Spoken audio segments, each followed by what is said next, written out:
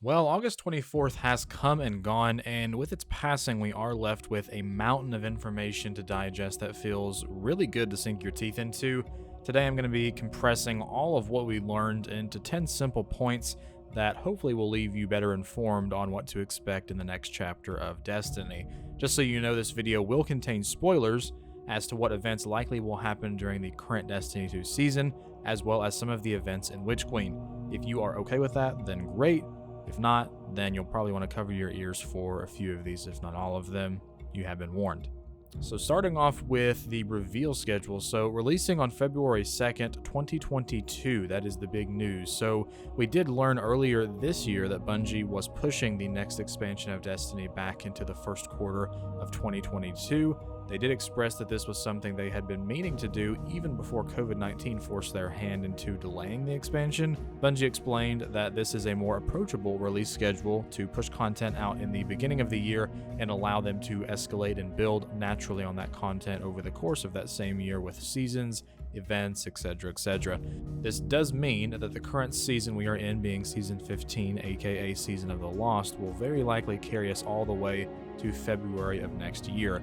But Bungie does have some tricks up their sleeve when it comes to the Bungie Anniversary update in December that may actually be a mini season with enough content to push us up until February.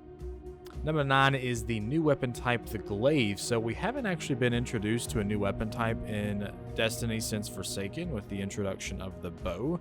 The Glaive seems to be a melee-focused weapon with the additional ability to occasionally fire projectiles. It's definitely not a projectile-based weapon.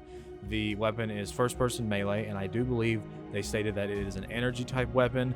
Needs to be a little more confirmation on if it is a heavy or special. Honestly, I could see it go either way. Who knows?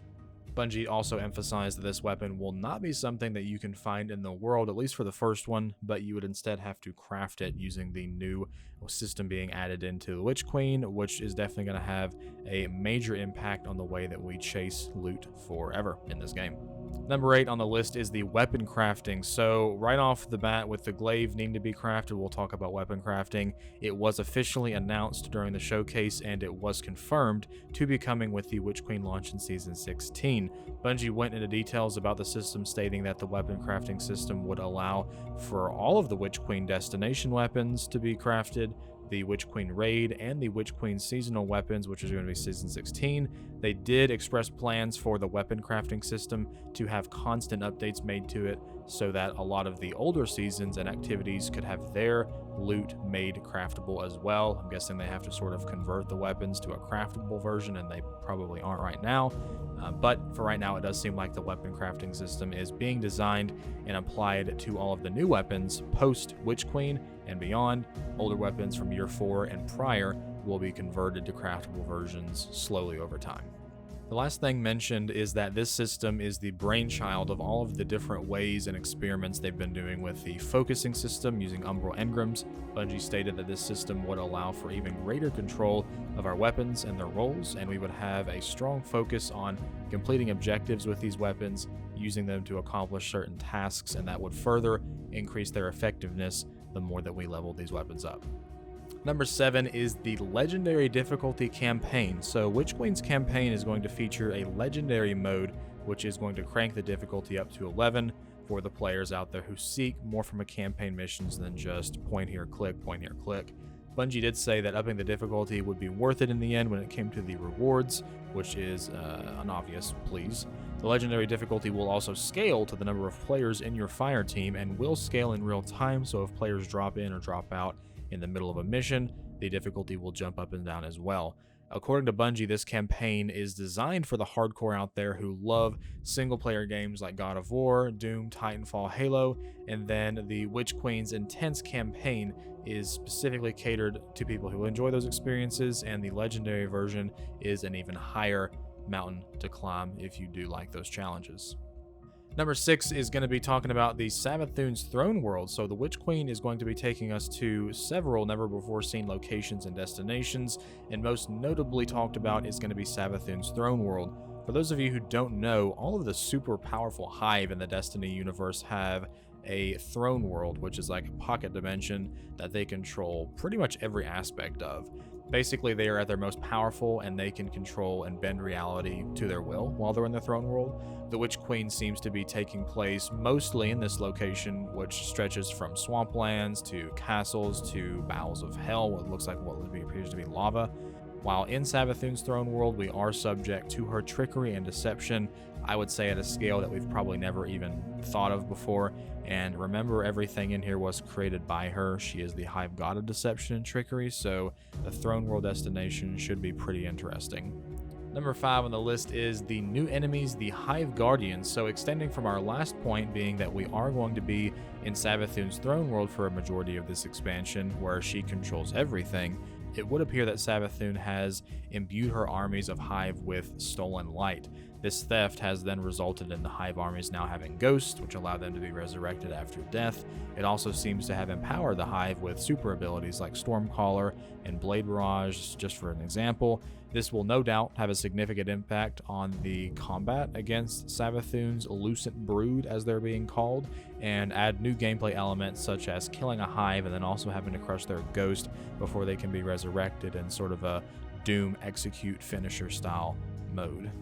Number 4 on the list is no new Guardian subclasses have been confirmed by Bungie. The exact opposite, in fact, and the light class rework, we're going to talk about that as well. Confirmed by Bungie is that we will not be getting any new darkness subclasses in year 5. But this is not just laziness on Bungie's part. Oh no.